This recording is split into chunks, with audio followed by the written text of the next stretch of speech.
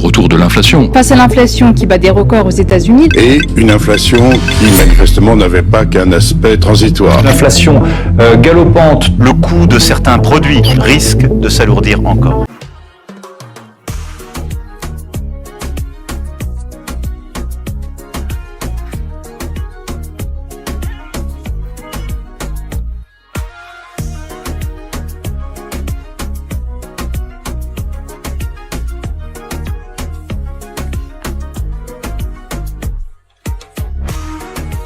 Bonjour à toutes et à tous, j'espère que vous allez bien. Si tu es nouveau sur cette chaîne, bienvenue. Sache qu'ici on parle de révolution qu'apporte la crypto-monnaie et la blockchain dans le domaine de l'économie, mais aussi de comment se faire de l'argent avec les crypto-monnaies. Si la thématique t'intéresse, je t'invite à bien vouloir t'abonner en activant la cloche de notification pour ne rater aucune prochaine vidéo, car ici on publie 2 fois par semaine.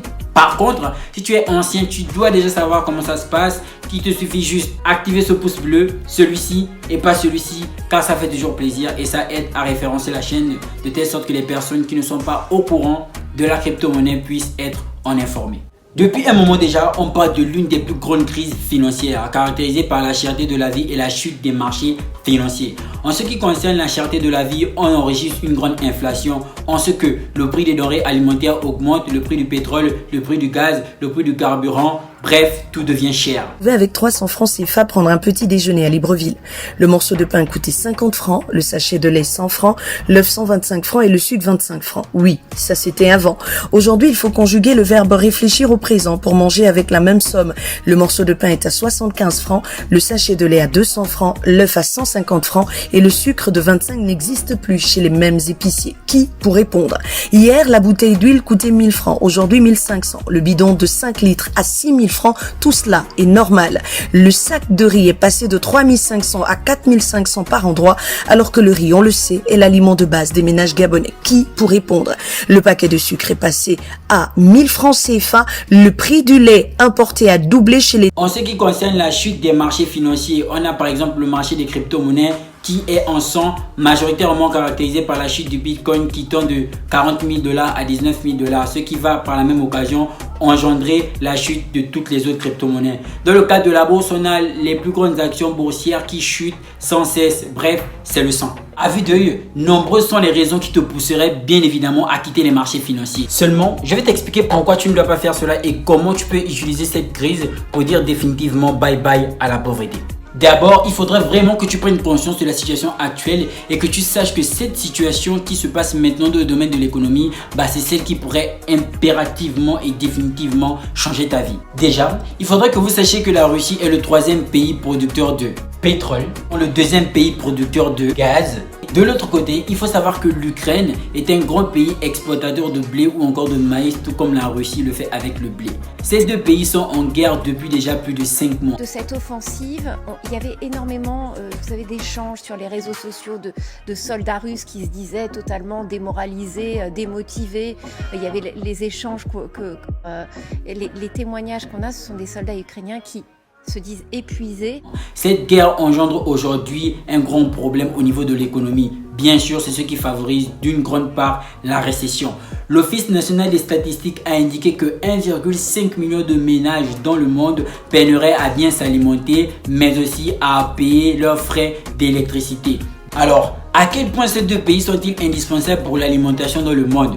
Je vous répondrai en vous donnant comme réponse le fait que le président de la CEDEAO, Macky Sall, ait pris l'initiative d'aller voir Vladimir Poutine afin de libérer le blé pour les pays de l'Afrique de l'Ouest ou du Sahel, si vous voulez. Blablabla. Comment est-ce que rentre-t-on en récession? Est caractérisée par le fait que sur 2 semestres consécutifs, on enregistre des statistiques plus ou moins négatives. Ça voudrait dire que les gens avec le même salaire n'ont plus le même pouvoir d'achat. Et ce pouvoir d'achat a diminué tout simplement parce que depuis janvier, on enregistre une inflation de 5,5%, soit une inflation aussi considérable que celle de 1900. Tout ceci lié au fait que pendant la crise Covid, les banques vont tout simplement imprimer des billets pour maintenir l'économie. L'effet contraire est que ceci va engendrer la dévaluation de la monnaie. Pas étonnant qu'aujourd'hui on ait $1 qui soit en parité avec l'euro. Brièvement fait tomber le cours de la monnaie européenne au niveau de celui du billet vert. 1 euro pour $1, ça ne s'était pas vu depuis le 1er janvier 2002, la date de la mise en circulation de la monnaie européenne. Bien évidemment, l'euro a perdu 20% de sa valeur sur les 20 dernières années. Ensemble, trop parler de macroéconomie peut rendre la vidéo lourde et pesante. Ce que vous devriez savoir, c'est que l'économie va mal parce qu'on rentre en récession, il y a une grande inflation et la guerre en Ukraine ne favorise pas les choses. De ce fait, ça va entraîner une grande chute des marchés financiers suite à une grande instabilité géopolitique. Maintenant, à quel niveau est-ce que cette crise est bénéfique pour les investisseurs? Déjà, il faudrait savoir que cette crise n'est pas la première. Il y a eu une crise, la crise de subprime en 2008. Il faut savoir que c'était pratiquement le même scénario. Nous sommes rentrés en récession où les gens ont perdu de l'argent. Donc, il faut savoir qu'en récession, c'est toujours la période au cours de laquelle plusieurs actifs, plusieurs crypto-monnaies perdent de la valeur. Par exemple, si vous vouliez acheter en 2021 un bitcoin qui coûtait 65 000 $, il faut savoir que pendant la période de récession, par exemple en 2023, bitcoin pourrait très probablement coûter 15 000 $ et que là, vous aurez peut-être le pouvoir d'achat sur bitcoin. Ou encore une crypto-monnaie comme Solana, si vous ne pouviez pas l'avoir parce que Solana coûtait par exemple 100 $ sur le marché, en période de récession, en période de crise, Solana pourrait très bien coûter 20 $ et vous pourriez justement vous procurer ce Solana. Donc, on peut retenir que la récession, c'est la période au cours de laquelle les marchés financiers vont connaître ce qu'on appelle les soldes. Les soldes, c'est tout simplement une diminution de prix. Par conséquent, si tu es crypto-investisseur ou encore si tu investis en bourse, tu peux tout simplement prendre cette période comme une période des soldes, non seulement pour fuir à l'inflation, mais pour préparer ta future richesse. Quand fait, ça revient à la même chose, acheter plus bas et revendre plus haut. Pour ceux qui sont dans la crypto-monnaie, vous savez bien que le bull market est conditionné par le halving du Bitcoin et que le prochain halving du Bitcoin est fixé pour 2024. Ça ne sert à rien, étant donné que le prochain halving du Bitcoin en 2024, de vous précipiter à mettre tout votre argent dans les crypto-monnaies actuellement. Vous pourrez prendre du recul, observer comment le marché évolue, faire des recherches sur la récession ou encore l'inflation et bien évidemment à cet instant décider de rentrer au bon instant, d'acheter vos crypto-monnaies dont vous avez déjà fait les recherches avec des projets solides et tout simplement y mettre votre argent. Car oui, les récessions c'est bien parce que ça va non seulement vous montrer les projets qui sont solides, mais c'est surtout en période de crise qu'on va se rendre compte de la solidité de ce projet.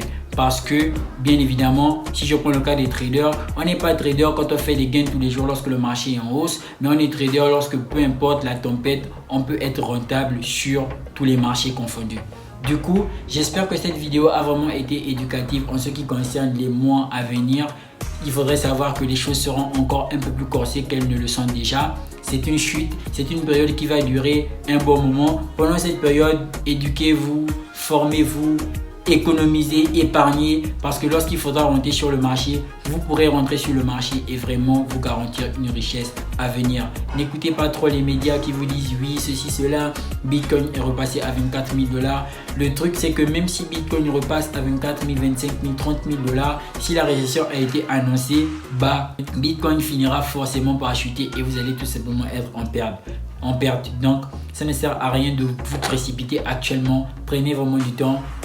N'hésitez surtout pas à liker, à commenter, mais aussi à partager la vidéo pour plus de contenu. On se retrouve dans une prochaine vidéo with Crypto. Peace out.